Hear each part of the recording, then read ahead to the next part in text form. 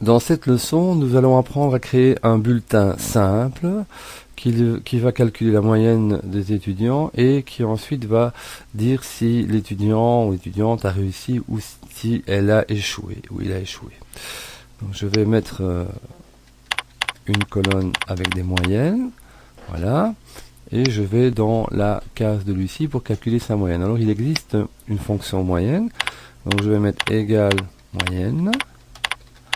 J'ouvre la parenthèse, alors il me demande à partir de quelle cellule je dois calculer la moyenne de Lucie. Eh bien c'est la cellule B4 et je l'étends jusqu'à la cellule D4. Et je peux maintenant fermer la parenthèse. J'aurais très bien pu aussi taper B4 2.D4. Enter.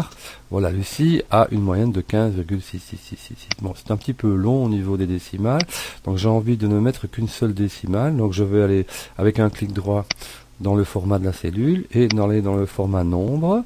Il me propose 2 décimales. Je vais descendre, voilà, pour n'en conserver qu'une seule. Maintenant, voilà, j'ai la moyenne de Lucie, 15,7. Alors, puis-je étendre ça aux autres étudiants? Il n'y a pas de raison qu'on ne puisse pas le faire. Voilà. Donc, j'ai bien fait cette moyenne pour tous mes étudiants. Maintenant, j'aimerais bien dire si ces étudiants ont réussi ou échoué.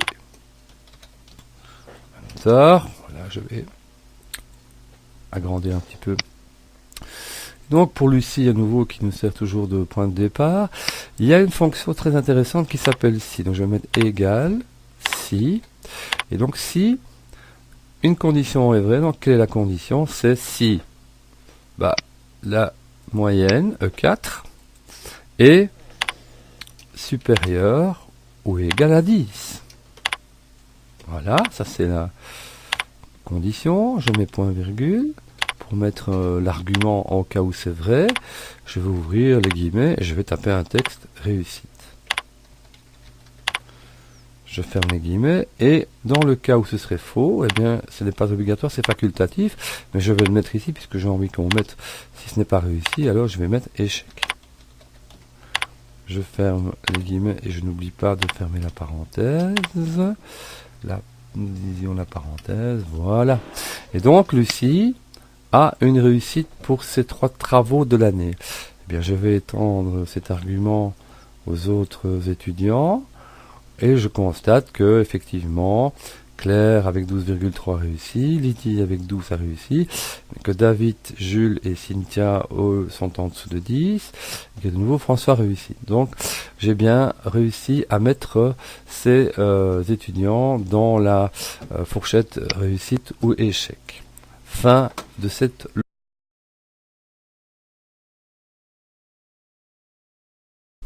Dans cette leçon, nous allons apprendre à utiliser la mise en forme conditionnelle. Qu'est-ce que ça veut dire? Eh bien, moi, j'aimerais bien que les élèves qui sont dont les cotes, dont les moyennes sont inférieures à 10, soient indiqués, que ces moyennes sont indiquées en rouge. Et également, ceux qui ont, évidemment, ce sont les mêmes, que ceux-là et le mot échec qui se mettent en rouge. Commençons d'abord par les nombres. Donc ici, je vais aller cliquer de nouveau chez Lucie. Et vous voyez que ici, vous avez une mise en forme conditionnelle. Cette mise en forme conditionnelle, je vais faire une nouvelle règle. Alors il me propose mise en forme de toutes les cellules, ce n'est pas ça que je veux. Moi je vais appliquer une mise en forme uniquement aux cellules qui contiennent.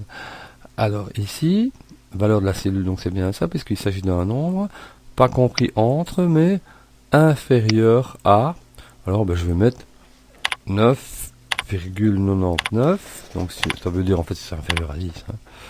Non, je pourrais même très bien dire inférieur à 10, pourquoi pas. Inférieur à 10. Voilà. Et je vais aller dans un format, choisir une couleur, et donc je vais dire, si c'est inférieur à 10, eh bien tu me le mets en rouge. OK. OK. Voilà. Évidemment, Lucie en 15,7, il n'y a pas de raison que ce soit en rouge. Par contre, si j'étends, voyons ce que ça donne. Vous voyez que pour David, Jules et Cynthia, j'ai bien une couleur rouge qui se met pour leur moyenne. Alors, comment faire ça pour du texte? On va de nouveau aller chez Lucie et on va aller de nouveau dans la mise en forme conditionnelle, une nouvelle règle. appliquer une mise en forme aux cellules qui, et ce ne sera plus une valeur, mais un texte. Donc qui contient le mot, échec. Voilà. De nouveau, je vais choisir la même mise en forme, c'est-à-dire que je vais choisir une couleur rouge pour signaler. Voilà.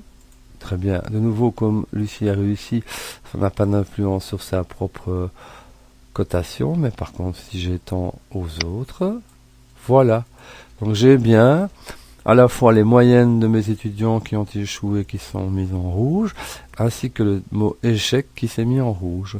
Fin de cette leçon.